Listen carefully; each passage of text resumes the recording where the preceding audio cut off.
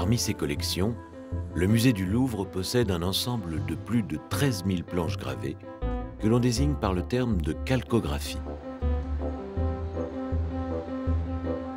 La calcographie du Louvre a toujours associé la conservation des cuivres à leur impression et à la commercialisation des épreuves, aujourd'hui confiée à la Réunion des musées nationaux. Le terme calcographie désigne la collection, mais il indique aussi le lieu où les planches gravées sont conservées et utilisées pour produire de nouveaux tirages. Plus de 13 000 cuivres sont ainsi rassemblés à l'atelier de la calcographie, identifiés par leur numéro d'inventaire et classés par format, dans plus de 400 casiers.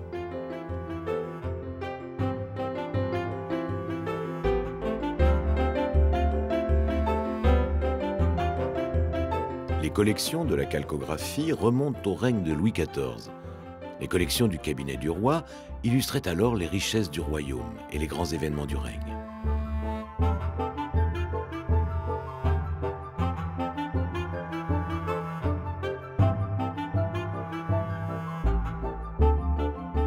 La calcographie s'enrichit également des œuvres de l'Académie royale de peinture et de sculpture. Pour y être admis, un graveur devait exécuter un chef-d'œuvre qu'il présentait comme morceau de réception.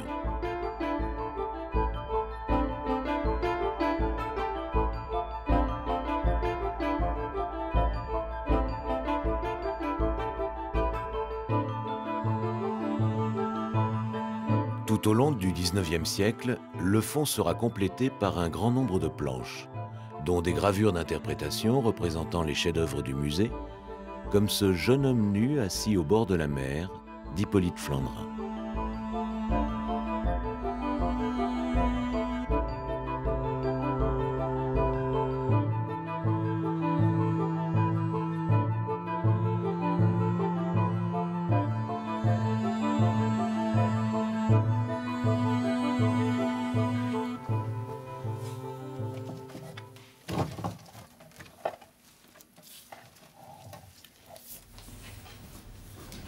L'impression d'une gravure est une suite d'opérations délicates.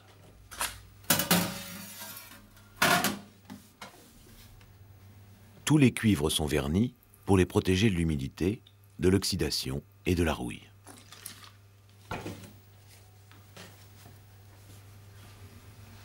La première étape du processus d'impression est donc de dévernir le cuivre sur une surface chaude à l'aide de solvants.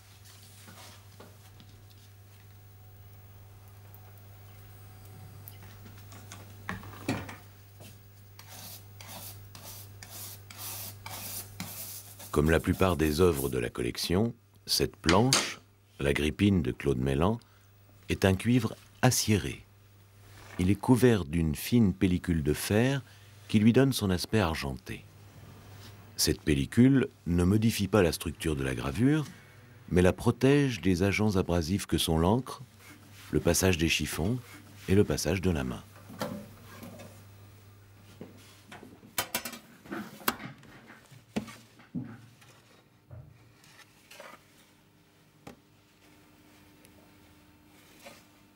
Agrippine sortant du bain de Claude Mellan, gravé dans les années 1670, illustre à merveille la virtuosité que peut atteindre l'art de la gravure. Le contour du personnage n'est pas dessiné. Ce sont les lignes, d'une remarquable régularité qui reconstituent la forme.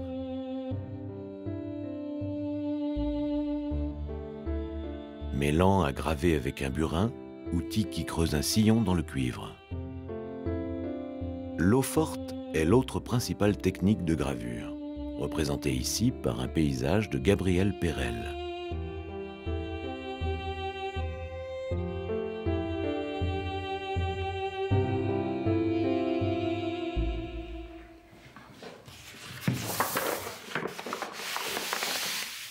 La découpe du papier définit le format de l'épreuve. Elle détermine aussi la largeur des marges qui encadreront l'image imprimée.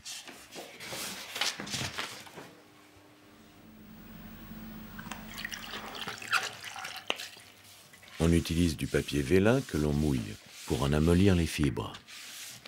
La feuille pourra ainsi mieux subir la pression au moment du tirage et recueillir l'encre jusqu'au fond des tailles.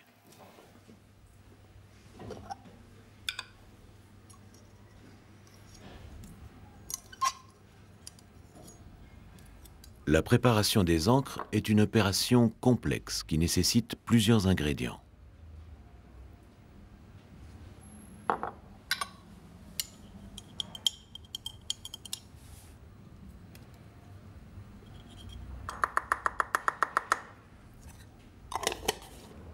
On utilise une huile de noix cuite qui va constituer la base du liant.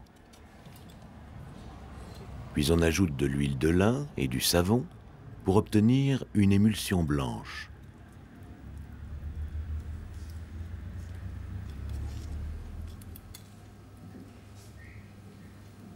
Le mélange avec les pigments peut être épaissi par des résines ou assoupli avec un peu d'essence de lavande. Il s'agit d'obtenir une encre parfaitement malléable.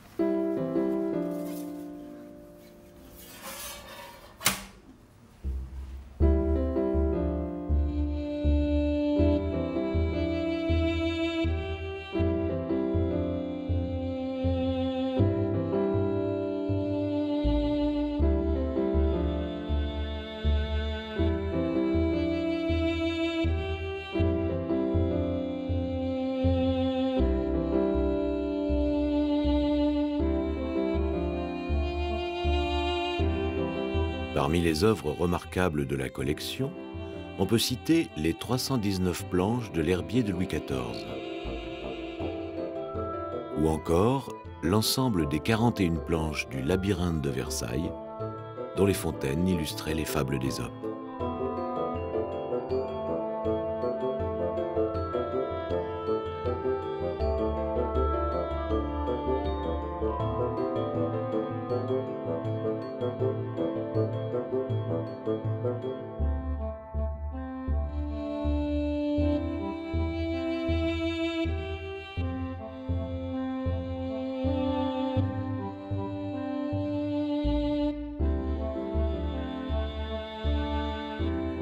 La calcographie possède également les illustrations des 10 livres d'architecture de Vitruve, traduits par Claude Perrault, ainsi que les 907 planches de la fameuse description de l'Égypte qui recense les observations et les recherches effectuées durant l'expédition de Bonaparte.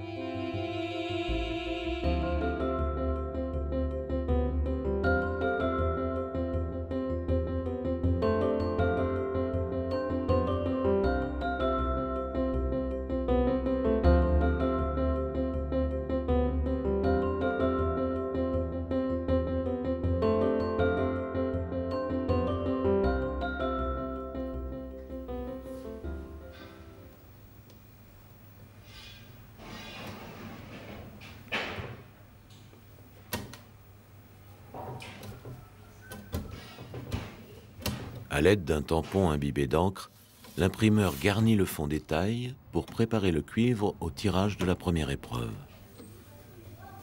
La main vibre, pivote, prenant parfois les lignes à contresens.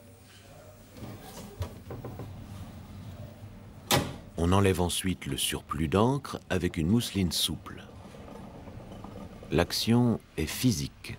L'imprimeur pèse presque de tout son corps.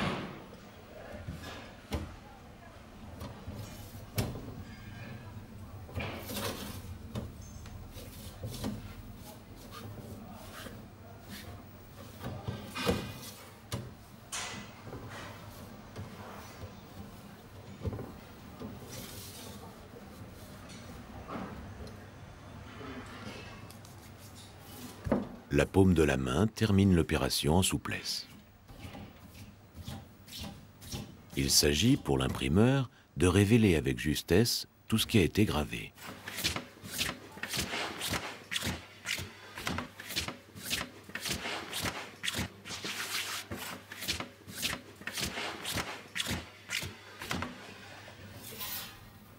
Enfin, l'imprimeur nettoie les biseaux du cuivre au chiffon pour que le coup de planche sur le papier soit propre.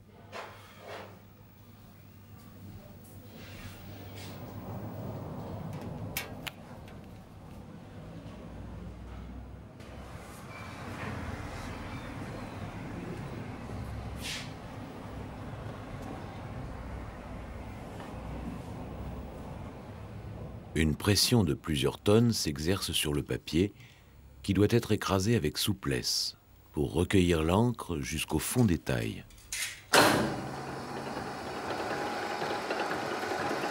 Les langes et les feutres permettent d'assouplir la pression.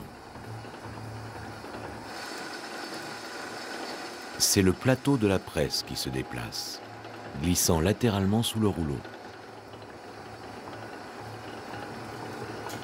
Le degré de pression s'ajuste en fonction de l'épaisseur du cuivre et de la profondeur des tailles.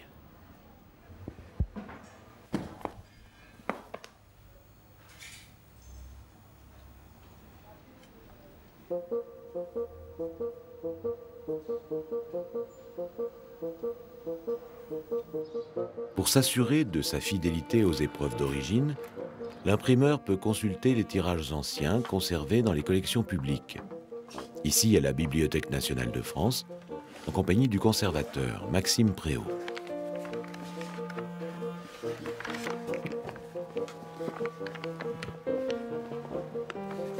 Voilà. C'est parmi les premières, épreuves. Voilà, ça c'est une des toutes premières épreuves. Et alors c'est curieux, le papier, je ne sais pas si c'est la lumière d'aujourd'hui, il a l'air rose. Mais oui, moi je suis un peu rose aussi, je trouve. Ouais, c'est bien, mais il y a quand même une teinte supplémentaire. Oui, il y a une teinte de Donc plus. ça joue sur le Oui, je suis peut-être un peu trop sur la lumière. Celle-là est un peu plus teintée. Ouais. Mais là, on est plus près, là. Oui, on est plus près, oui. Sauf qu'il y a plus de rouge dans ce noir que dans le vôtre. Exact, oui. Ce qui est très difficile, c'est obtenir donc de faire courir tous ces grands blancs entre ces traits, ce jeu de noir et de blanc, faire courir la lumière sur les linges mouillés qui lui collent à la peau. Ouais. Alors en fonction un peu de la quantité d'encre que l'on laisse dans les tailles, eh bien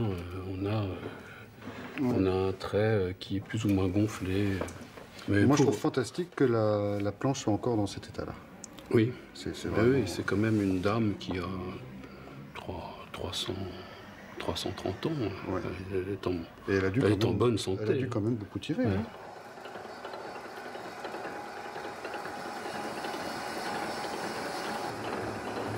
L'estampe, multipliable à l'identique à partir d'une même planche, implique un ancrage pour une épreuve. Qu'il s'agisse d'un tirage à 10 ou 50 exemplaires, l'opération sera renouvelée autant de fois que nécessaire.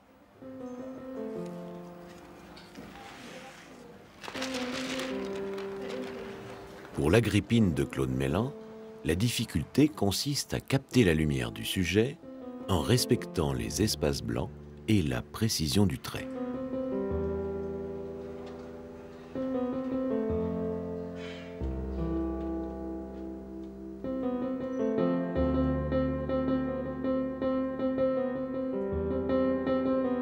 Les collections de la calcographie offrent un large éventail de styles et de sujets.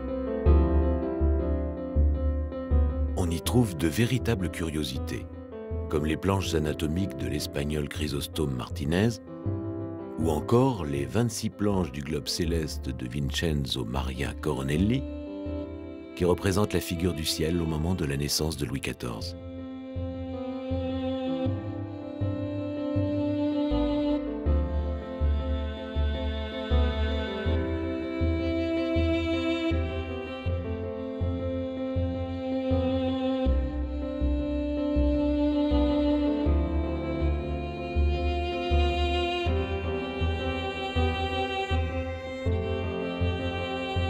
On peut admirer aussi les planches d'histoire naturelle de la description de l'Égypte, ainsi que les célèbres études comparées des physionomies humaines et animales d'après les dessins de Charles Lebrun.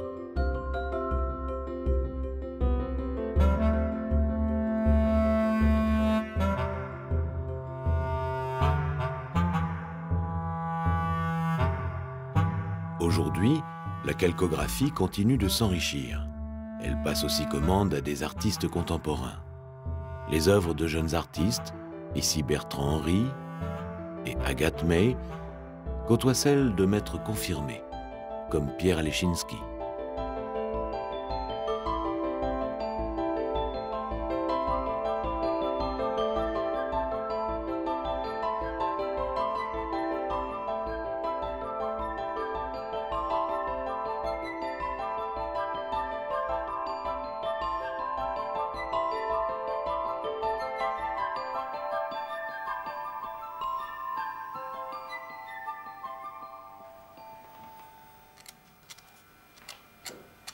Après 48 heures de séchage, on corrige les petites impuretés du papier et on vérifie la surface de la feuille. Puis, l'imprimeur appose le numéro d'inventaire de l'œuvre. La dernière opération est le timbrage. Le M de la réunion des musées nationaux justifie l'origine de l'estampe et certifie qu'elle a été imprimée à l'atelier de la calcographie.